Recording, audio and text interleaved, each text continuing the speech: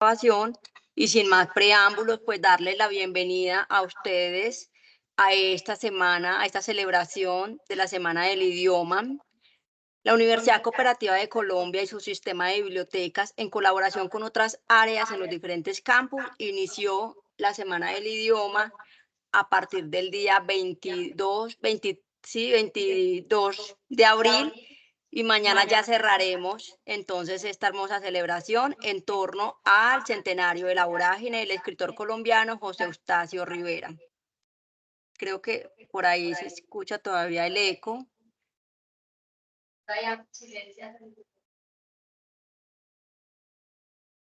¿Me escuchan bien? Listo. Entonces, en esta nueva edición tenemos como novedad y un regalo especial, una gran programación especial y académica sobre la vorágine. Desde distintas ciudades, geografías y voces estarán con nosotros diferentes invitados con una lectura interpretativa de la obra. Esta será la oportunidad de generar espacios que contribuyan no solo a la divulgación del autor y su libro, sino también al diálogo y la fuerza de la palabra, por supuesto, al goce y disfrute de la obra con más herramientas de análisis y reflexión en los límites y fronteras que da su exploración y su gran protagonista, que en este caso es la naturaleza. Los invitamos a que nos acompañen en esta mirada panorámica sobre la novela y la travesía inseparable con su dimensión histórica. Igualmente, tendremos una nutrida agenda en cada uno de los campus y sus bibliotecas, a partir de diversas actividades y dinámicas, como lo es la lectura en voz alta, el trueque literario, cineclub, exposiciones y demás. De esta manera, entonces, le damos la bienvenida en este momento a nuestro invitado especial, el profesor Brian Leandro Hernández. Es profesional en publicidad, magíster en escritura audiovisuales, ganador en 2 ocasiones de la beca de crítica cultural del programa Estímulos del Ministerio Cultural, gestor cultural con experiencia en gestión de proyectos, procesos curatoriales, editoriales y en circuitos de creación de las artes visuales y la literatura. Además, es el coordinador del programa de diseño crossmedia de la Universidad Cooperativa de Colombia del campus Pereira Cartago. Sin más preámbulos, profesor Brian Leandro, le cedo el espacio, el micrófono es todo suyo y bueno, esperemos que nos pueda deleitar con esta sesión del día de hoy, continuando, celebrando sobre hegemonía en la vorágine. Bien pueda, profe. Buenas tardes a todos de nuevo. Bueno, les voy compartiendo por acá un poco relacionado a la charla del día de hoy. Como les dije, pues tenemos algunas personas que hacen parte del club de collage que en este momento se está coordinando desde el programa de diseño cross media. Y pues también la idea es al final poder escuchar un poco sobre.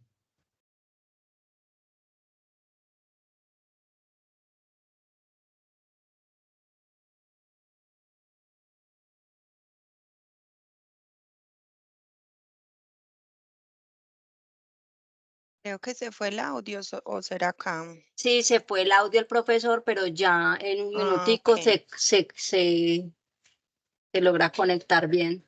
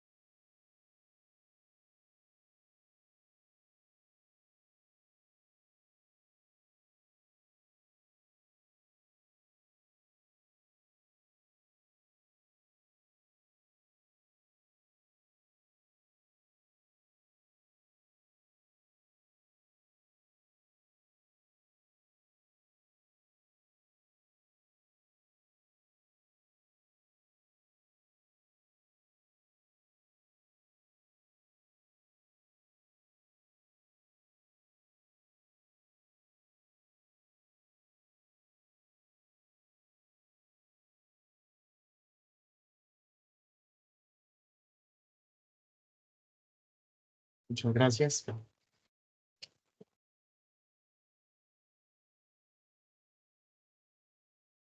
Buenas tardes de nuevo. Un momento por aquí, ya les comparto. Disculpen ahí las fallas técnicas, compañeros. Mm, Ya lo estamos Ya les compartiendo. Ok, bueno, vale. ahí ya te ven por cámara. Vale.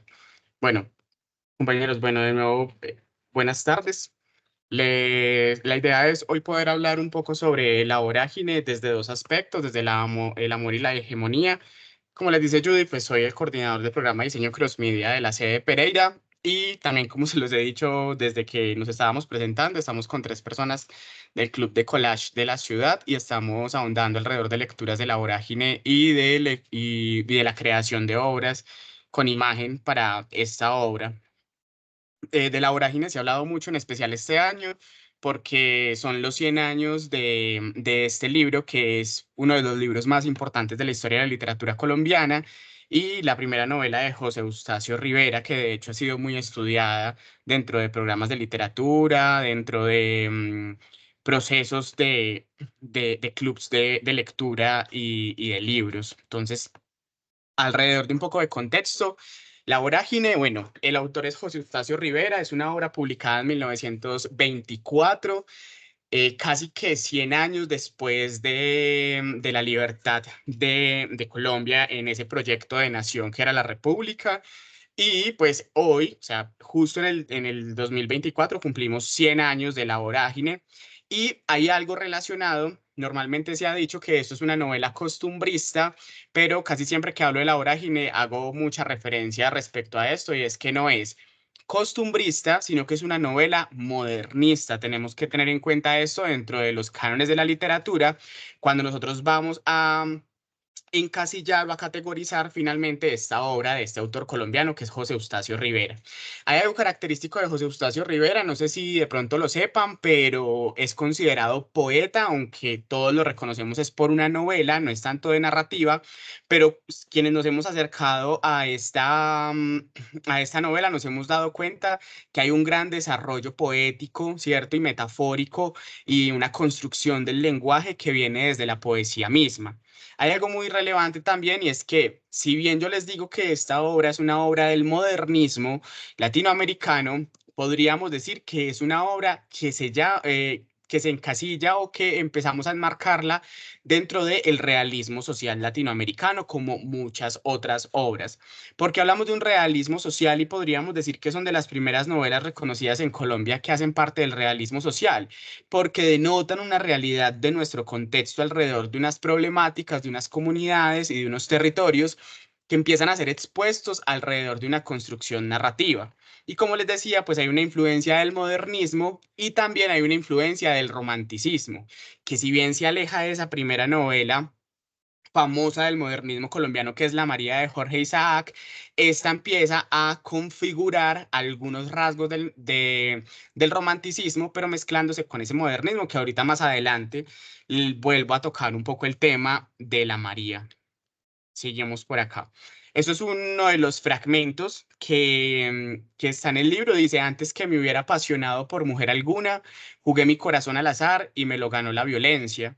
Aquí empezamos a ver un poco sobre lo relacionado al tema que es el amor y la hegemonía. Cuando hablamos del amor, pues finalmente aquí hay una frase directa que nos dice jugué mi corazón.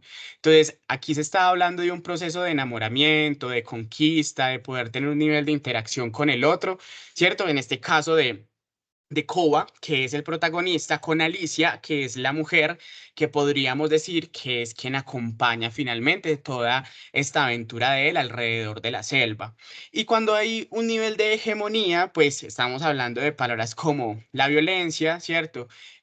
Antes que me hubiera apasionado por mujer alguna, entonces aquí empezamos a ver finalmente ese poder de agencia que puede llegar a tener lo masculino o esa figura de hombre frente a la mujer de esa época. Estamos hablando de 100 años atrás, pero ahorita voy a hacer un contraste alrededor de qué sucedía hace 100 años con la mujer y también qué sucedía hace 200 años con todo este movimiento independista. Pero es interesante entender cómo Colombia ha empezado a girar o cómo ha repetido algunos ciclos desde estos temas de ejercer poder, de ejercer agencia, de actores políticos o el mismo juego de roles entre hombre, mujer, lo femenino y lo masculino. Entonces, hablamos de hegemonía dentro de la charla, pero para poder entender primero qué es la hegemonía, pues traigo como un pequeño concepto por si de pronto todos no lo tenemos claro.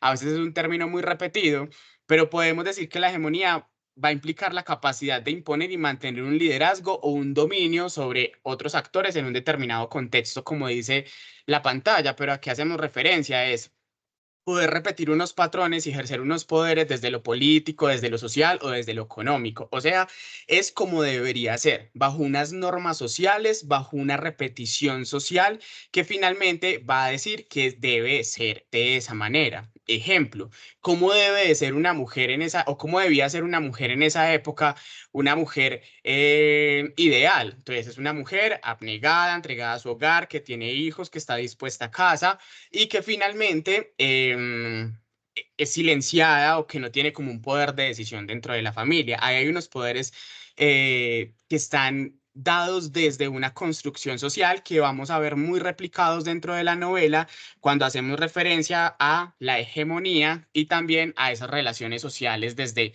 el amor o demás, que era lo que yo les estaba contando ahora.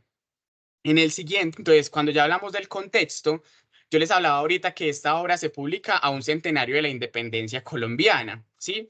Que este año la novela está cumpliendo 100 años, pero que sigue siendo una novela muy vigente, que ahí nos tendríamos que hacer algunas preguntas como, ¿será que el país sigue igual que hace 100 años? ¿Será que hoy al 2024 Colombia es una república similar a la de 1924? Y yo les decía que había un contraste interesante cuando empezamos a analizar esa figura femenina que existe en este libro, cuando nos vamos 100 años más atrás, ¿cierto? Más o menos por allá en 1800.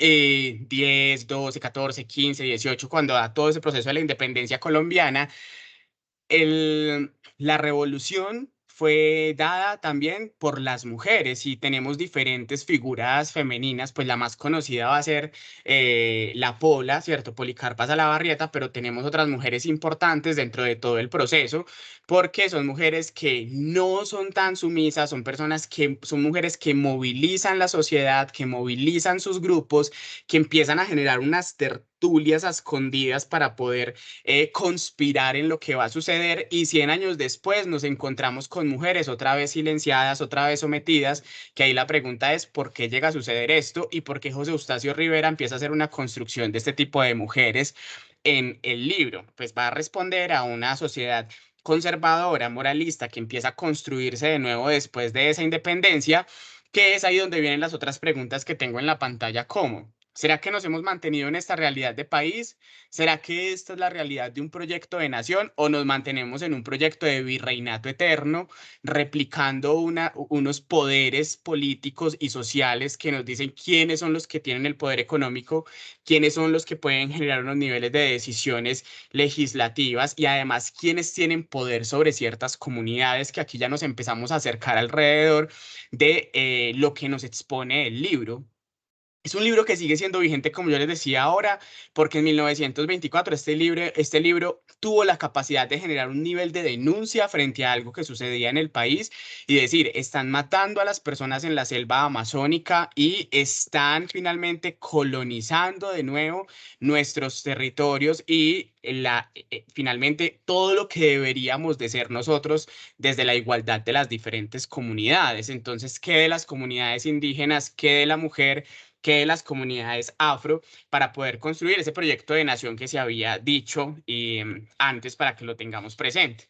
Entonces, antes, lo que yo les decía con la Pola, con la Manuelita, con todo este tipo de mujeres que generan un nivel de agencia para poder ser ciudadanas activas, dicen, estamos presentes, luego viene una constitución más adelante que le quita el poder a la mujer dentro y volvemos a la construcción de José Eustacio Rivera en la novela y es por qué José Eustacio hace este tipo de construcción, pero más adelante les voy a mostrar que no es la mujer tan sumisa, sino que le empieza a hablar de otros rasgos y es ahí donde vemos que nos empezamos a alejar un poco del romanticismo, así tomemos contextos de él. Entonces, al inicio de la obra, para quienes no lo hayan leído, la obra tiene una introducción, ¿cierto? Que es el prólogo, y también tiene el epílogo al final. y son cartas que de hecho durante toda la lectura del libro vamos a encontrar unos documentos escritos por Kova, y estos documentos que escribe Kova, el primero es enviado a un ministro colombiano. Entonces aquí también empezamos a hablar de esa comunicación con el poder, de poder finalmente decir qué es lo que está pasando en la periferia del territorio colombiano. Y ahí repetimos o decimos, claro, aquí estamos hablando de la hegemonía de la que estábamos mencionando inicialmente. ¿Por qué razón? Porque es un país centralizado, es un país que todas las decisiones se toman es por los altos poderes o finalmente desde una sola ciudad. Y hay una relación interesante, y es que de hecho se propone desde diferentes artículos que han analizado la novela cuando hacen un comparativo con esto del centenario que yo les contaba, y es que en 1805 Francisco José de Caldas inicia la expedición en Colombia Botánica para poder saber qué territorios habían en Colombia, pero detrás hay un control político y es poder entender hasta dónde tengo poder yo del territorio. Y finalmente Cova lo que va a hacer es lo mismo. Entonces, ¿cómo expandimos lo que nos corresponde a nosotros como la Nueva Granada en ese momento? Pero empezamos a revisar qué podemos invadir, qué podemos colonizar y qué podemos someter, que es ahí algo muy importante que se ve en el libro alrededor de poder tener sobre el otro, que en este caso es quién es el que puedo llegar a minimizar, a quién puedo llegar a engañar o a quién puedo llegar a sorprender con una idea de desarrollo para poder que me la compre y que viva inmerso en esa idea de desarrollo y yo tener un control finalmente sobre este. Entonces, Cova, pues haciendo ese comparativo, va hacia el Amazonas, hacia esta selva, y las personas que a veces de pronto no se han acercado al libro creen que él huye solamente por amor, pero esto no es cierto. De hecho, también se ven las líneas iniciales porque él no está totalmente enamorado de Alicia y él no va a huir a la selva con Alicia porque quiera esconderse de quien los pueda llegar a perseguir como la familia de Alicia, sino que él le propone a Alicia irse porque también ven a Alicia una posibilidad de huir de algo negativo que él había hecho. Él estafaba a las personas, ¿cierto? Había una estafa alrededor de unas monedas y él encuentra en Alicia ese afán de querer huir también, de que la iban a casar con un hombre que ella no quería, y podríamos decir que entre los dos hay una cierta manera de liberación y se van de la capital, pero mientras se van de la capital ellos empiezan a condenarse, que es una forma, como podríamos decir, que cierra el libro. Ellos huyen a la selva y la selva se los come y ellos se vuelven selva, ellos terminan inmersos finalmente en toda la biodiversidad que hay allí. ¿Qué piensa Arturo Cova de Alicia? Aquí hay un fragmento y dice como, en verdad no es linda, mas por donde pasan los hombres sonríen. Entonces aquí vemos que había una Alicia que era simpática, que no pasaba de largo. Vemos una Alicia que no era, que no era fea, aunque él diga directamente que no la reconoce como una mujer bella. Y también nos deja ver unos rasgos de posesión, ¿sí? Que más adelante van a ser muy notorios dentro del personaje Koba. ¿Por qué razón? Porque dice, más por donde pasan los hombres sonríen, porque empezamos a ver diferentes escenas en la vorágine de celos a punto de unas agresiones físicas que también nos dejan ver ese nivel de violencia de género o de poder del hombre sobre la mujer, porque era lo que estaba dispuesto en ese momento. Que vuelva a la pregunta, ¿cierto? Que la voy a hacer durante varios momentos de la charla, y es, ¿lo repetimos constantemente? ¿En 100 años hemos dejado estos elementos o Colombia sigue repitiendo finalmente este tipo de comportamientos? Y por eso decimos que hay una hegemonía, porque hay un poder ejercido que finalmente es difícil de cambiar, y hay unos cánones que generan ese nivel de repetición, ¿cierto? Aquí hablamos de un poco de lo hegemónico en la vorágine. Lo hegemónico de la vorágine lo dividí en tres partes. Lo primero es la explotación económica y sexual. Quienes no hayan tenido un acercamiento directo con la obra en la lectura, ¿cierto? Completa en esta página, les cuento un poco. Hay una explotación económica en lo que reconocemos como la fiebre del caucho, que también algunos teóricos o también algunos investigadores lo han venido reconociendo como el exterminio de los indígenas, o lo han reconocido como el genocidio también del Amazonas, que a veces lo hemos olvidado y reconocemos grandes exterminios de poblaciones a nivel mundo. Hablamos de los armenios, hablamos de los judíos en los campos de concentración nazi, pero ¿quién nos habla a nosotros de lo que ha pasado en nuestro país? ¿Sí? Hace más de 100 años, alrededor de una fiebre capitalista, que más allá de decir de una fiebre del caucho es el poder de querer tener más y más y más dinero y de poder tener unas empresas dentro de ese territorio que era lo que yo les hablaba, que hay un nivel hegemónico, empezamos a revisar es cómo desde otros países, que en este caso es Gran Bretaña, empieza a invertir, empiezan a llegar a ese territorio, construyen casas, finalmente, bueno, para poder traer esclavos y... Como pueden ver en las imágenes, primero tenemos a unas personas, ¿cierto? Pues trabajando alrededor del caucho. Luego vemos una imagen que es un árbol donde hay un corte en el tronco y vemos que hay un líquido blanco finalmente cayendo hacia un envase, que esta es la forma en que se extraía el caucho de los árboles. Y aquí vemos, esto es una ilustración pues que no se ve muy bien, pero vemos como un amo da látigo a uno de los esclavos y en el libro nos empiezan a contar estas maneras tan crueles en que son castigadas estas personas, cómo hay morados en su piel, cómo hay laceraciones en su piel, porque tenían que cumplir con la labor y se aprovechaban de los indígenas, les pagaban con mercado, no con dinero en ese momento, y además les decían cosas como recogiste tantos galones de caucho, eso vale, por ejemplo. Traigámoslo a este momento, eso vale 10.000 pesos, te voy a dar 8.000 pesos y me quedas debiendo 16.000. Entonces uno dice, esas cuentas son muy raras, claro, como no sabían matemáticas, terminaban engañándolos y eran personas esclavizadas una y otra vez alrededor de esta hegemonía que ejercían esos grandes poderes. Entonces ahí vemos una primera parte que es la explotación económica. Pero no podemos dejar pasar que también hay una explotación sexual alrededor de todo el desarrollo de la vorágine. Y no solamente es una explotación sexual desde las personas que ejercían ese poder de jefatura socioeconómico hacia las indígenas que también estaban en la explotación del caucho, sino que también sucedía entre las personas que habían llegado a ese lugar desde otras partes del país.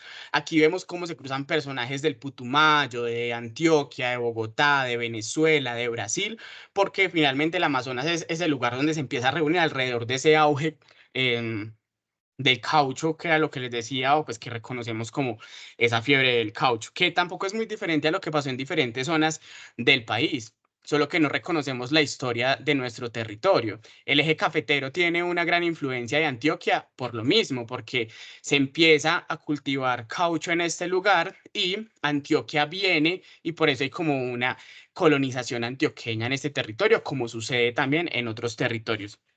Algo que no conocemos de el exterminio indígena que está en este capítulo de explotación económica y sexual, se creen que en ese momento existían, algunos dicen que 100.000 indígenas en la zona, otros dicen que 50.000, pero hoy estamos entre 4.000 y 5.000 indígenas. Vemos que realmente hay una reducción gigante y hay una eliminación de diferentes pueblos, por lo cual podríamos decir, claro, no se elimina toda la población indígena del Amazonas, pero sí unas etnias específicas y hay unos genocidios que es necesario empezar a reconocer también nosotros como actores sociales.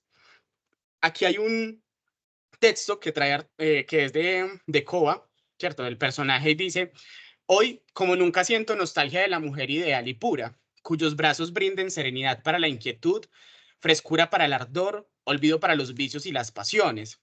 Hoy, como nunca, añoro lo que perdí en tantas doncellas ilusionadas, que me miraron con simpatía y que en el secreto de su pudor halagaron la idea de hacerme feliz. Vemos que es un discurso muy centrado, que de hecho con los chicos que están en el club de collage habíamos hecho lectura de este fragmento y decíamos, claro, aquí está lo hegemónico muy latente y está esa figura del hombre también muy marcada. Entonces, como que la mujer vive con la idea de hacer feliz, de halagar al otro y finalmente para poder darle todo esto que nos cuentan aquí, cuyos brazos brinden serenidad para la inquietud, frescura para el ardor, olvido para los vicios y las pasiones. Es como si tuvieses la responsabilidad finalmente de cargar al hombre, de sanarlo, de cuidarlo, pero también de quedarse callada cuando tenga que hacerlo porque así lo requiere ese poder que ejerce el hombre sobre la mujer. La segunda parte hegemónica que podemos ver dentro de la novela es la dominación cultural y la dominación social. Dice aquí algo que a mí me parece muy curioso, que si bien se relaciona también con lo que venía contando de Koba frente a la imagen que tiene de Isabel, dice: al verla dormida, me aparté con don Rafael y sentándonos sobre una raíz del árbol, escuché sus consejos inolvidables. No convenía durante el viaje advertirla del estado en que estaba, pero debía rodearla de todos los cuidados posibles. Los que hayan leído el libro quizá recuerden a qué fragmento lleva a qué fragmento del libro lleva esta cita. Y es que ella está embarazada. Y aquí empezamos a ver cómo José Eustacio Rivera construye unos personajes masculinos tan fuertes y la mujer, que si bien tiene presencia como personajes, no tienen voz dentro de la vorágine. Y uno se empieza a cuestionar algunas formas que hay allí en la construcción, que claro, está hace 100 años, hoy esto no lo vemos normalmente dentro de una construcción literaria, pero vemos que las mujeres no tienen esos niveles de diálogos. Y aquí finalmente es como una mujer no se puede dar cuenta que ella está en embarazo, porque tiene que darse cuenta el otro, porque tiene que hablar el otro por la mujer. Y aquí vemos esa dominación social y cultural, un poco de lo que hablábamos ahorita y también de los machismos que se replican una y otra vez alrededor de lo que tenemos en la vorágine. ¿Qué pasa? En la vorágine vemos una Alicia que huye porque la desean casar con otro hombre, como yo les decía ahorita, ¿sí? Primero. Además, vemos una Alicia que no habla, lo que les decía. Hay unas mujeres silenciadas que hablan a través de los hombres constantemente. Y además hay una Alicia celada, que era lo que yo les decía ahorita. Vemos un hombre celoso que domina y hay es bien curioso porque dentro de la misma novela empezamos a encontrar cómo Koba tiene amantes, no amante, ¿cierto? Sino que está en plural, pero para él es inaudito porque hasta sueña que ella le es infiel. Y entonces uno dice como, ok, el hombre tiene la posibilidad de generar una infidelidad, pero ella no, y hay unos niveles de violencia hasta por el hecho de que él lo piensa o él lo sospecha. Ahí hay una dominación porque es la forma en que nos enseñaron que también debía de construirse las relaciones.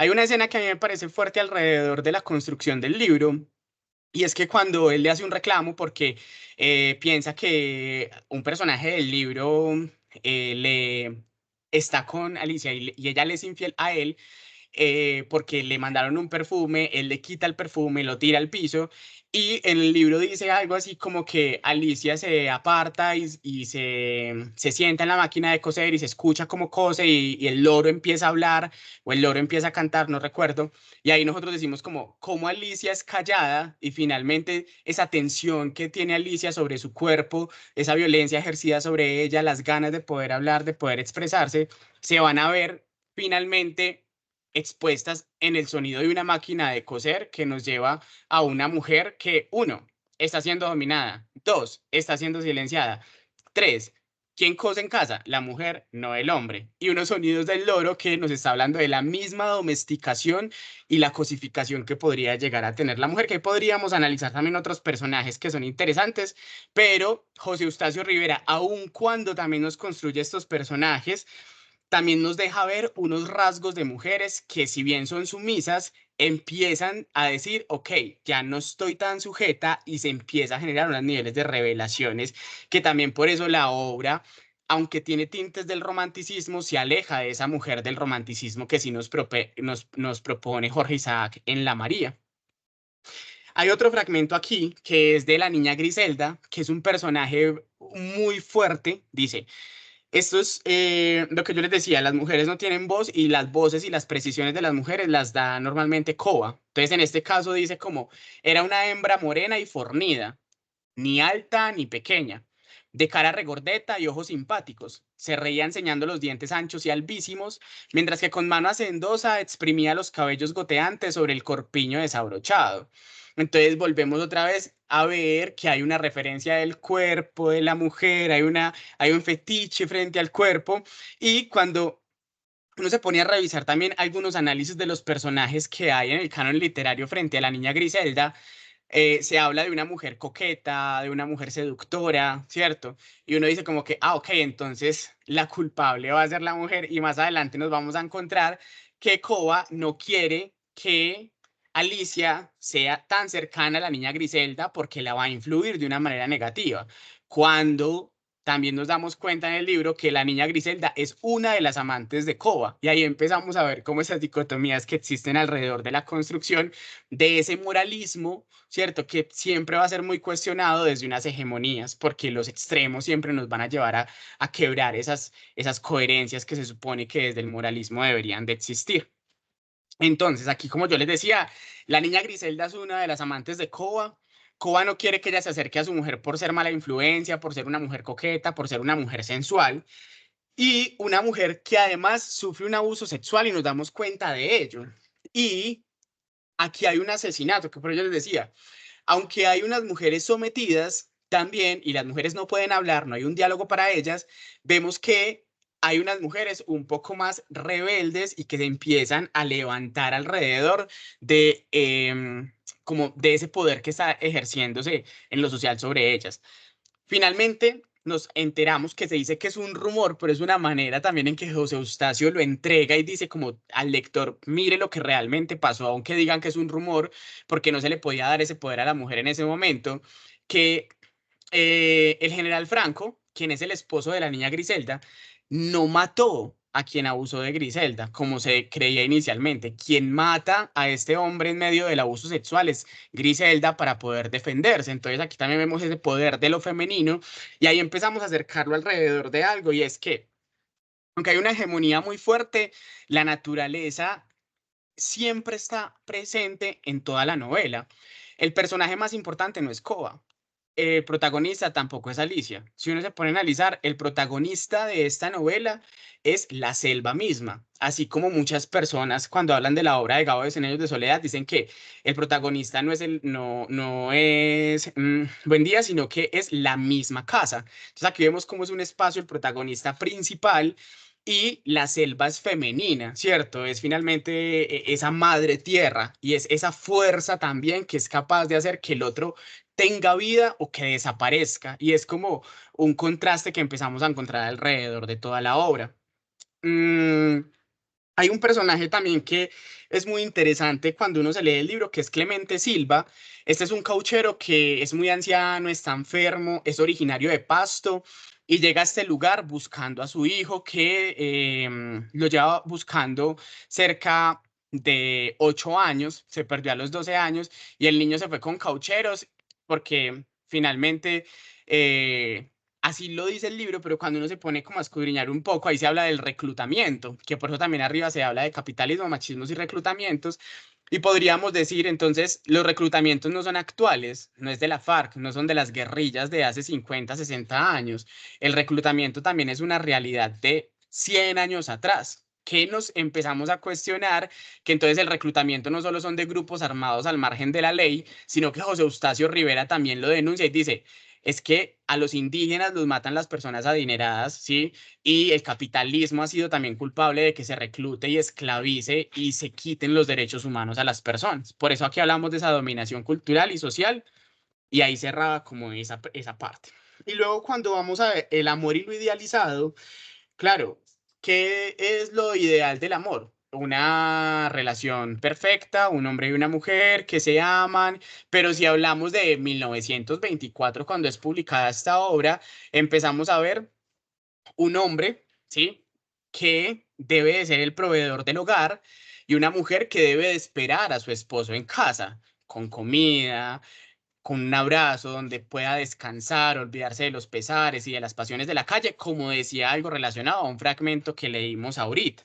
Entonces ahí empezamos a ver también que aquí hay una idealización de la mujer y del amor, pero que el mismo José Eustacio Rivera, aunque construye los personajes desde esa hegemonía, empieza a quebrantar esa idealización y dice como, lo sentimos, las cosas no son así, y es ahí donde empezamos a decir que esta obra no es costumbrismo, sino que responde al modernismo en Colombia. Entonces, lo que yo les decía ahorita, hay una mujer idealizada, se encuentra Alicia, Griselda, Clarita, María Gertrudis y Zoraida, que Zoraida es una mujer que también trabaja en la selva, y que es un personaje muy interesante para poder descubrir. Entonces, no están bajo unos cánones patriarcales, así como lo deja ver Clemencio. ¿Quién es Clemencio? Recuerden, es el cauchero del que yo les hablaba ahorita, el anciano enfermo que es originario de Pasto. Porque cuando él habla de su mujer y relata a su mujer, le echa la culpa y dice que su mujer es ese tipo de mujeres que dañan los hogares, que también le echa la culpa de muchas cosas, porque como lo pongo aquí, es como, y como las mujeres de este tipo, entre comillas, porque él las está juzgando, desbarajustan el concepto de familia, las pone en jaque. Entonces es esa hegemonía y vemos esos personajes allí representados. ¿Qué pasa? Esas mujeres, aunque bien yo les digo que son silenciadas porque no tienen una voz, y aquí en este libro habla la selva, habla el cauchero, habla el indígena, habla el esclavo, hablan pero todos son hombres, no hablan las mujeres, pero aún así son mujeres que se alejan de ser esa mujer casta, esa mujer tímida, esa mujer pudorosa, que sí encarnábamos en los personajes de la novela de la María. Entonces, aquí empezamos a ver ese alejamiento de ese canon de mujer moralmente perfecta, según lo dicta también. No lo podemos negar que hay un residuo del catolicismo romano muy fuerte en nuestro país y mucho más para ese tiempo, en 1924, y empieza a darle un tinte de liberación también a las mujeres. Por eso hablamos que esto es un realismo social latinoamericano, porque empieza a hablar de unas luchas, de unos grupos, de unos públicos que empiezan finalmente a decir, estamos presentes, ocupamos nuestro territorio y hay unas luchas que hay que visibilizar. En ese momento la novela tuvo que haber causado un furor impresionante. De hecho, también se dice que ojalá se hubiesen tenido entrevistas de José Eustacio Rivera para poder entender él de dónde sacó también tanta información, que si bien él vivió en la selva y hace parte de su proceso de investigación para poder hacer visible esta matanza de los indígenas en el Amazonas, de dónde también sacó más información y que él lo impulsó realmente a hacer una novela que hoy sigue siendo vigente y que genera una denuncia, porque es que no me creo una historia ficcionada. Voy, sé lo que pasa, me lo cuentan los pueblos indígenas, me doy cuenta que mataron, que hay genocidios, me doy cuenta que ocupan territorios, que hay esclavitud en Colombia, que hay unos niveles de poder que finalmente deben de ser visibilizados. No es periodismo, es literatura, y decimos, hay otras posibilidades de poder hacer activismo que no es algo de hoy, sino que viene desde mucho tiempo atrás. Lo que les quería compartir en general era esto, y termino pues finalmente diciendo pues, gracias, como dice ahí en el último slide, y con lo que cierra el epílogo que también es enviado a uno de los ministros, que es los devoró la selva, porque claro, alrededor de los escritos que están buscando es a los personajes, se supone que empezaron a buscarlos, y él dice al final como que no los encuentran, los devoró la selva, y es eso, como cuando estábamos al inicio de la charla, ellos creían que se iban a liberar, pero solo encontraron una desgracia, y esa misma selva femenina, esa madre tierra, termina tomando poder sobre ellos y los termina desapareciendo. Entonces, en general es eso. Muchas gracias por conectarse y también por compartir alrededor de de la Semana del Idioma. No sé si de pronto tengan algunas preguntas o quieran hacer algunas sugerencias o comentarios alrededor de lo expuesto y también alrededor de la obra para que podamos escucharnos entre todos.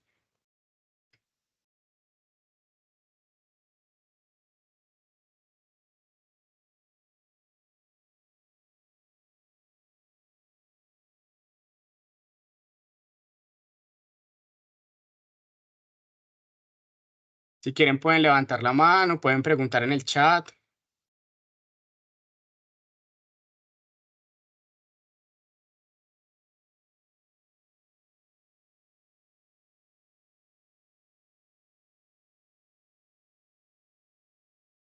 Pues inicialmente darle las gracias por el espacio.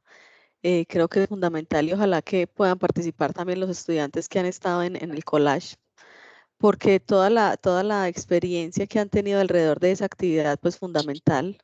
Las actividades que hemos tenido en el transcurso de la semana, pues han sido, yo diría que excelentes.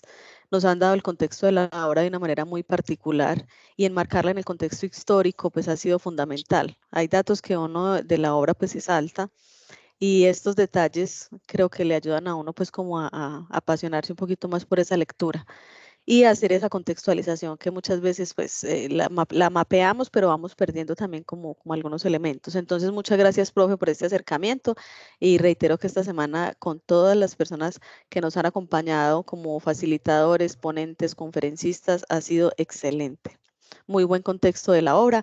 Muchas gracias a todos los que han participado en las actividades y a los ponentes, por supuesto, que nos han facilitado con su experiencia y con su ¿cómo lo llamamos? Con su riqueza literaria, tener esas percepciones. Entonces, muchísimas gracias, profe, por este espacio. Y esperamos que también nos inviten, nos acompañe, perdón, en el conversatorio de mañana, ojalá a las 4.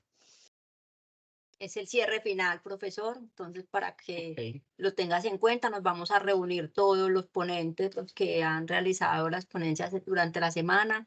Y bueno, dar por terminada pues la celebración de la Semana del Idioma en torno a la vorágine. No sin antes pues agradecerles también a todos por el espacio, por la participación. Y Hay bueno, un comentario en el chat, qué pena que te bueno, interrumpí. gracias. Pregunta Joan, que gracias por su participación. ¿Y por qué escribió COBA con B? ¿Algo en particular? No es como algo en particular, sino que es como unas correcciones que hay alrededor de unas investigaciones que se hacen. Solamente lo traigo como por eso alrededor del contexto, por los textos que hay originales, ¿cierto? Alrededor de como del registro que se tiene de estos manuscritos encontrados en la selva. Es más por eso, porque también se cree pues que Cobas era uno de los que explotaban caucho y que es un nombre traído por José Eustacio Rivera a la realidad de la escritura del libro. Es más por eso. Hay otras preguntas también en el chat. Muy buena la intervención y les apreciamos referentes a la falta de protagonismo en la obra de la mujer. Dice Joan Esteban, ¿qué le dice la novela a los gobernantes y a nosotros desde la perspectiva de la selva y el cambio climático? Aquí hay algo importante yo les decía como desde la parte política y las hegemonías propuestas, y es como el capitalismo finalmente nos, nos saca al lado más animal y salvaje a nosotros, que por eso también el escenario mismo es la selva, pero como dice luego, la selva es mucho más poderosa. Inicialmente es eso, ¿cierto? Porque nos confunde, hay unas personas expertas, como en el caso de Clemencio, que era el único que conocía los caminos, y es, aunque nosotros queramos devorar la tierra una y otra vez, hay un poder que ejerce sobre nosotros porque termina siendo superior en cierta medida. Y frente a la parte política y los gobernantes, yo diría que la novela nos recuerda algo y es como pensémonos como nación de nuevo porque estamos repitiendo ciclos y hay unas hegemonías que nosotros no deberíamos finalmente de dejar que se repliquen una y otra vez porque si no estaremos igual para el 2124. Muchas gracias a ustedes por la asistencia. Bueno, muchas gracias a todos. Un feliz resto de tarde. Creo que damos por terminada la sesión. Muchas gracias por la participación, profesor. Y bueno, queda invitadísimo para próximas sesiones. Okay. Hasta luego. Ya cierro. Gracias, profe, hasta luego. Gracias, feliz tarde para todos. Permiso. Feliz tarde para todos. Tenía Diana.